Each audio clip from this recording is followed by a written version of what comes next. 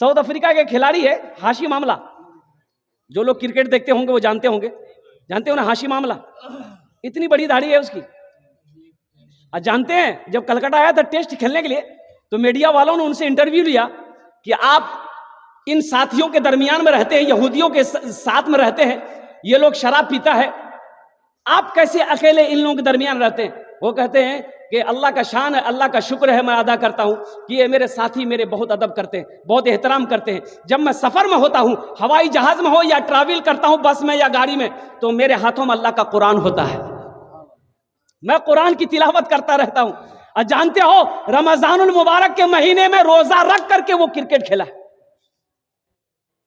سوچو تو صحیح، یہ قرآن تو کہتا ہے تم ہم سے محبت کر کے دیکھو، ہم تمہارے سینے میں اترتے چلے جائیں گے. ایک بات یاد رکھنا میرے بچوں، نوجوانوں، حشر کے میدان میں اللہ کے رسول نے ارشاد فرمایا یہ کتاب آج قرآنی شکل میں ہے، کتابی شکل میں ہے، کل قیامت کے دن انسانی شکل میں ہوگا. سبحان اللہ بولے. کس شکل میں ہوگا؟ انسانی، بہت خوبصورت انسانی شکل میں ہوگا، بہت خوبصورت انسانی شکل میں ہوگا. تو یہ قرآن جو ہے نا ایک آدمی کا ہاتھ کو پکڑے گا، اللہ کے سامنے کھڑا ہو جائے گا. اللہ تو عالم الغیب والشہادہ، پھر بھی اللہ پوچھے گا تو کون ہے؟ کہے گا مولا میں تیرا قرآن. کہ تیرے ساتھ کون ہے؟ کہ اللہ مجھ قرآن کا قاری ہے. کیا چاہتا ہے؟ تو یہ قرآن کہے گا یا اللہ دنیا میں میری بہت عزت کیا تھا، یا اللہ مجھے آنکھوں سے لگاتا تھا، سینے سے لگاتا تھا، یا اللہ مجھے تلاوت کرتا تھا، مجھے پڑھتا تھا، تیرا جو احکام میرے اندر تھا اس پر عمل کرتا تھا. یا اللہ دنیا میں انہوں نے حق ادا کر دیا، اس لیے میں اس کا بدلہ دینا چاہتا ہوں. تو رب کائنات اللہ فرمائے گا کیا بدلہ دینا چاہتا ہے؟ تو قرآن کہے گا یا اللہ میں چاہتا ہوں کہ آج اسے جنت میں داخل کر دوں. میرا اللہ کہے گا جا اس کے ہاتھوں کو پکڑ جنت کے اندر میں داخل کر دوں. میرے نوجوانوں، میرے بچوں، قرآن پڑھو. پہلے قرآن ہے، پہلے قرآن. اپنے بچوں کو قرآن پڑھائی. اللہ کے رسول جناب محمد رسول اللہ، سارے لوگ بول دے صلی اللہ علیہ وسلم، ارشاد فرماتے ہیں کہ جس کا بیٹا حافظ قرآن ہو گیا، جس نے اپنے بیٹے کو قرآن پڑھا دیا، جس نے اپنے بیٹے کو قرآن پڑھا دیا، اللہ اس کے ماں باپ کے سر پہ نورانی تاج سجائے گا. کیسا تاج ہوگا؟ تو حضرت معاذ بن جبل رضی اللہ تعالیٰ عنہ بڑے جلیل القدر صحابی ہیں، وہ روایت فرماتے ہیں کہ اللہ کے رسول نے ارشاد فرمایا کہ معاذ جانتے ہو جس کا بیٹا حافظ قرآن ہو جائے، جس کا بیٹا قرآن کا قاری ہو جائے، اس کے ماں باپ کے سر پہ نورانی تاج سجایا جائے گا. اور اس تاج کے اندر میں کتنی روشنی ہوگی؟ سورج کی روشنی اس کے سامنے پھیکی پڑ جائے گی. تو اہل محشریوں کل قیامت کے دن نا یہ ایک جماعت ہوگی، تاج والوں کی جماعت ہوگی، سب کے سر پہ تاج. عورت ہے اس کے سر پہ تاج، مرد ہے اس کے سر پہ تاج. تو اللہ کے فرشتے سے اہل محشریوں پوچھیں گے کہ بھائی یہ لوگ کون ہیں جس کے سر پہ تاج ہے؟ کون ہے یہ؟ انبیاء ہیں؟ تو اللہ کے فرشتے کہیں گے نہیں یہ انبیاء نہیں ہے. تو کون ہے؟ شہداء ہیں؟ بنے شہداء بھی نہیں ہے. تو کون ہے؟ صالحین کی جماعت میں سے؟ نہیں صالحین بھی نہیں ہے. صدیقین ہے؟ صدیقین بھی نہیں ہے. تو اہل محشریوں پوچھیں گے بھائی پھر یہ کون لوگ ہیں جس کے سر پہ یہ تاج ہے؟ انسان تو وہ بھی ہے، انسان میں بھی ہوں، آخر کیا وجہ ہے؟ وہ کون ایسا عمل کیا ہے اس کے سر پہ اللہ تاج سجایا ہے؟ تو اللہ کے فرشتے جواب دیں گے یہ وہ باپ ہیں جنہوں نے دنیا کے اندر میں اپنے بیٹے کو حافظ قرآن بنایا تھا، جنہوں نے دنیا کے اندر میں اپنے بیٹے کو حافظ قرآن بنایا، عالم دین بنایا، جنہوں نے دنیا کے اندر میں اپنے بیٹے کو قرآن پڑھایا. اچھا دنیا کے اندر میں کوئی ایسی کتاب بتا دیجئے کہ جس کتاب کو دیکھنے سے اللہ گناہ معاف کر دے. کوئی کتاب ہے؟ قرآن کے علاوہ کوئی کتاب ہے؟ بھئی قرآن کی کتاب ہے، لیکن اللہ کے رسول نے ارشاد فرمایا، آمینہ کے لال نے ارشاد فرمایا جو مسلمان، جو مومن محبت کے ساتھ قرآن کو دیکھے گا اللہ اس کے گناہوں کو معاف فرما دے گا. نوجوانوں قرآن نہیں پڑھے ہو، کیا کوئی مشکل ہے؟ قرآن پڑھنا کوئی مشکل ہے؟ قرآن تو کہتا ہے تم ہم سے محبت کر کے دیکھو. ارے یہ چھوٹا چھوٹا بچہ، یہ 10 سال 15 سال 20 سال کا یہ ہمارا بچہ، ننھا سا چھوٹا چھوٹا بچہ حافظ قرآن ہو جا رہا ہے، 30 پارے کو اپنے سینے میں اتار لے رہا ہے.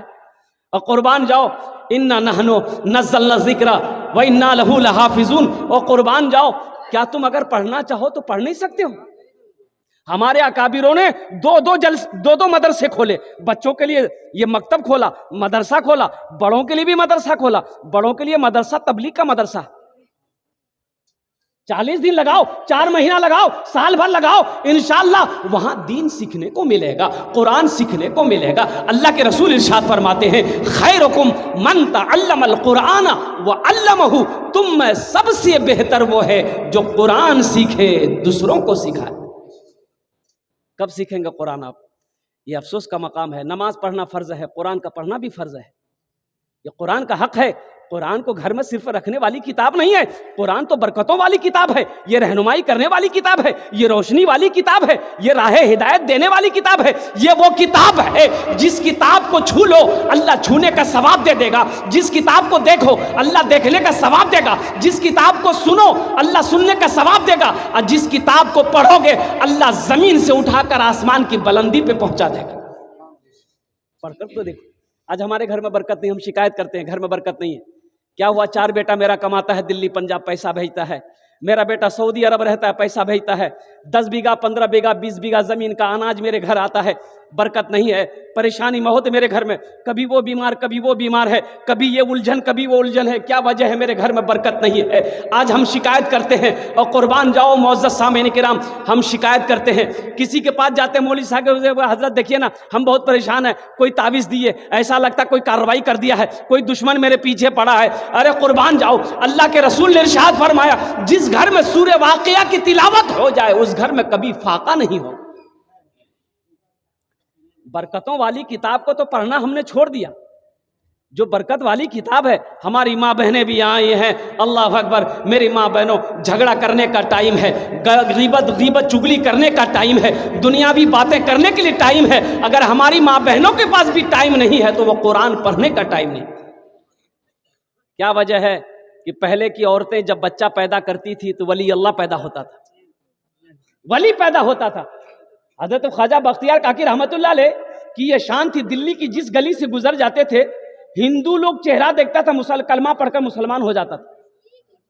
सुभान अल्लाह बोले दो, चेहरा देख के मुसलमान हो जाता था।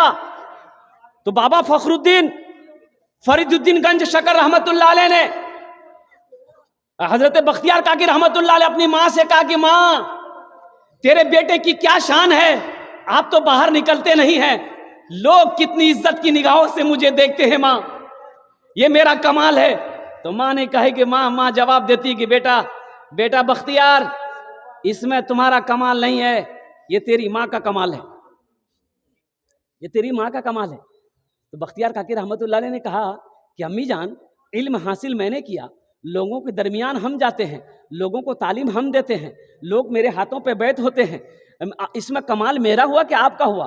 तो माँ कहती है कि बेटा तू जानता है, जब तू मेरे शिकम में आया था ना, मेरी कभी तहज्जुद की नमाज कज़ा नहीं हुई। सुभान अल्लाह बोले।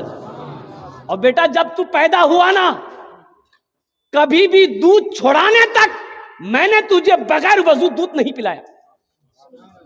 और बेटा आज भी जब तू बाहर निकलता है ना घर से, मैं मुसल्ला बिछा लेती हूँ, मैं रब की बारगाह में दुआ करती हूँ कि मौला मेरा बेटा बख्तियार काकी बाहर निकला है, ये अल्लाह सारी दुनिया के लोगों की मोहब्बत उसके दिलों में बसा दे। हजरत बख्तियार काकी रहमतुल्लाह अलैह ज़ारो कतार रोने लगे, माँ के कदमों में गिर गए कि माँ बात समझ में आ गई, इसमें कमाल मेरा नहीं है, ये कमाल आपका है। अभी जिंदा है तेरी माँ, अभी जिंदा है तेरी माँ, अपनी जन्नत बना लो ना, अपनी जन्नत बना लो ना, बना लो बना लो बना लो ना, अभी जिंदा है मेरी माँ, अपनी जन्नत बना लो ना। खुद कुरान पढ़िए, अपने बच्चों को भी कुरान पढ़ाइए। अब लीजिए ना, शब बरत का महीना आ गया, शब बरत का महीना आ गया, हमें तो कुरान पढ़ने का फुर्सत ही नहीं मिलता, टाइम कहाँ है, लोग इतना बिजी हो गया। अच्छा, हमारे नौजवानों को, हमारे बच्चों को मोबाइल से फुर्सत नहीं, व्हाट्सएप से फेसबुक से फुर्सत नहीं, पूरी रात मोबाइल में गुजार देगा। क्या मजाल है, कभी कुरान पढ़ा था बचपन में, माँ बाप ने पढ़ाया था, जवान हो गए, क्या मजाल है कि कभी कुरान निकाल कर कुरान की तिलावत कर लेते।